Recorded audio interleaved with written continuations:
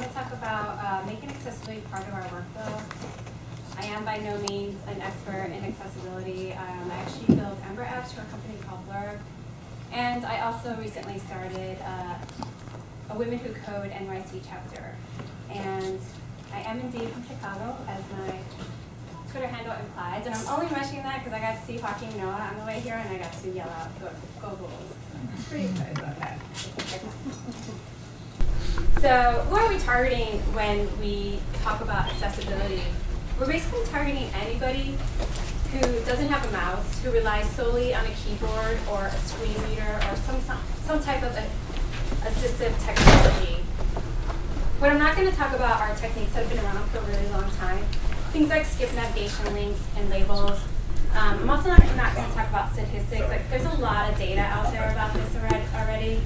So hopefully I'm just going to show you just a few easy ways to build components, common components accessibly.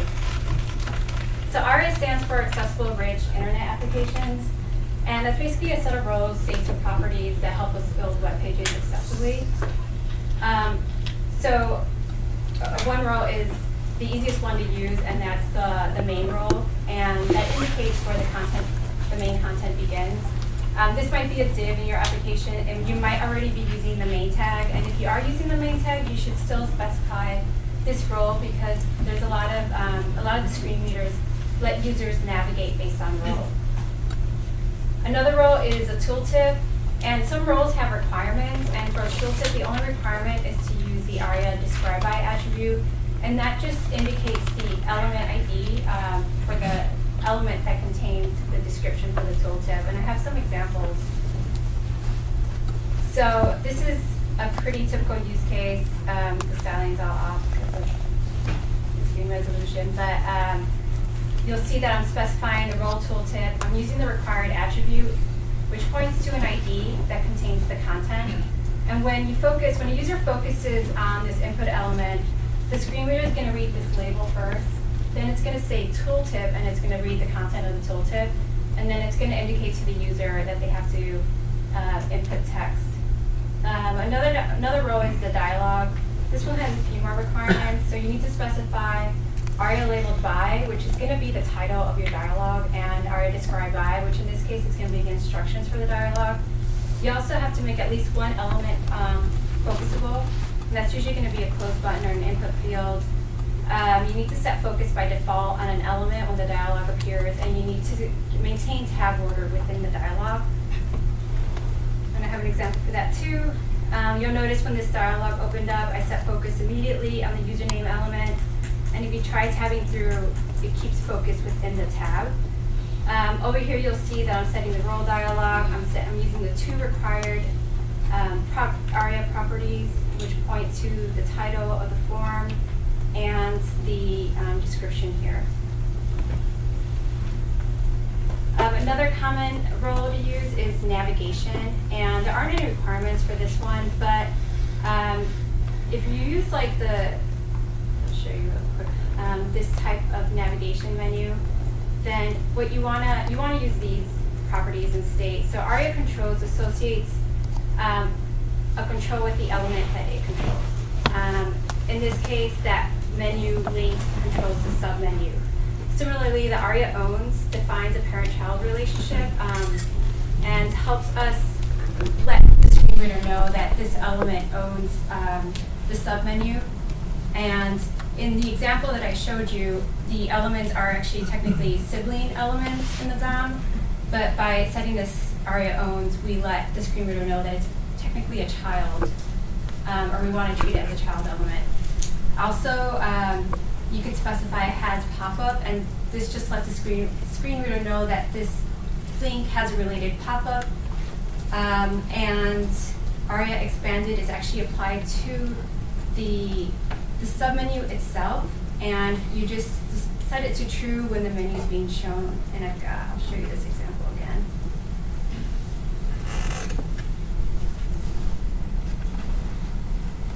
So I'm using the nav element with the role attribute, and the menu link here has ARIA controls and ARIA owns set to the submenu, which is an unordered list.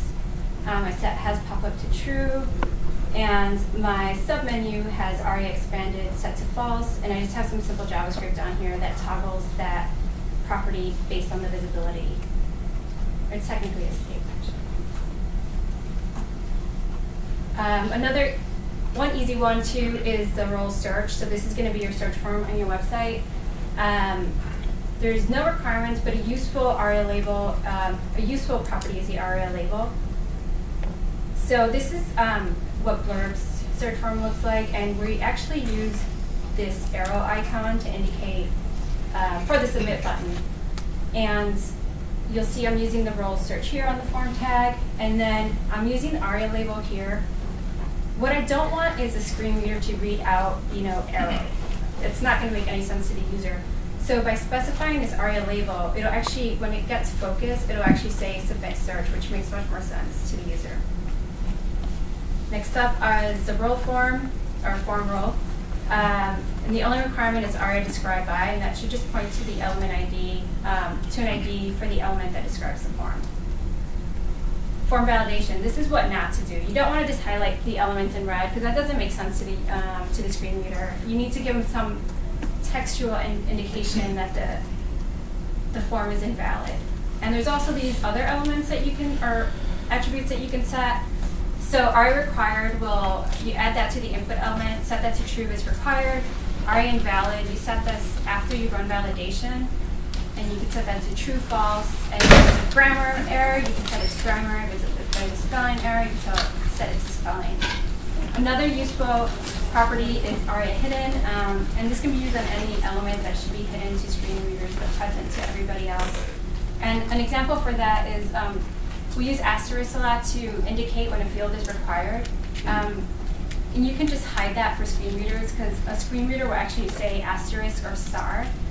But since you should be setting ARIA required anyway, the user's going to know that it's required, so you don't need to read that asterisk all out. After you run validation, you need to set focus on the first invalid element, set ARIA invalid to true, and add a description add an error message with the role alert. And of course, I have an example. So this is just a really simple form. I'm using the ARIA labeled by to point to the title of my form. And I'm using the required ARIA described by to point to the instructions. This is the asterisk. So I'm setting that, I'm using ARIA hidden true here so that the screen readers will just skip over it. For the input fields, I'm setting ARIA required to true. And then once I run validation, I'm displaying this error message here. And that's this span here with the role alert. And I'm doing this two different ways. So one way to do it is to actually nest it inside the label tag. And what's going to happen is once it receives focus, then the screen reader will read the label first, then the error, then indicate to the user that they have focus within a text box that's required and invalid. A second approach is sometimes your design doesn't allow you to actually include that error message within the label. So a second approach that you can use is to add an ARIA labeled by property to your input element and set that to the ID of your error message. And that'll have a similar behavior. So that was the last example. Some tools I used were Wave and the Chrome Accessibility Developer tools. Those will basically allow you to run an audit on your web page. The screen readers I used for this were Chromebox, which was nice and easy because it's an extension in Chrome, and VoiceOver that comes with all Apple devices. And they were actually really different. And my references were the MDN accessibility docs and the W3C ARIA docs. Any questions? Can you actually go back to the prior slide? Okay. Yeah. So I have a question. Sure. And I think you may have talked a little bit about this in the first slide, but I forgot what you have on there. But so what kind of people are you targeting this for? And do sites that are like more visual and creative kind of oriented need to incorporate as much of this? Yeah, so this is basically anybody that doesn't use a mouse. that will use primarily a screen reader or some sort of assistive technology. So this helps screen readers identify important areas of a page and sections of a page. And the roles are important too because most of these assistive technologies allow users to navigate a page based on role. So that would be one reason, like people that rely on shortcuts on a keyboard, they'll be able to, use a shortcut to get directly to the main content or to a navigation element.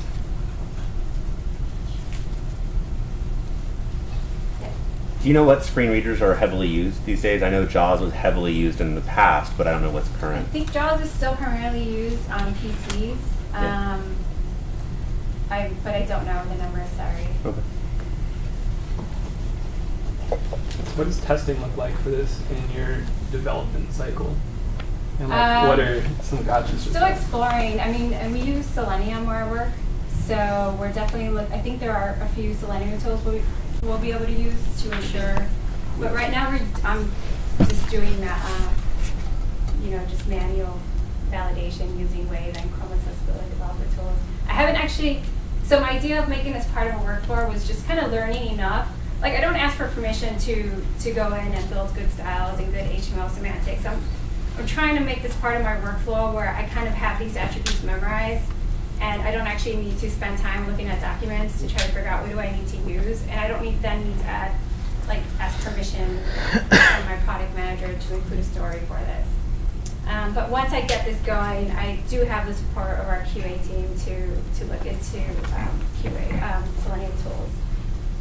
I do wonder, it seems like there's an opportunity for an automated tool that probably you'd use Selenium to press things, and then it would tell you what it says out loud, and you'd maybe have a script that's what you expect it to say out loud. I don't know. It seems like a business option for a...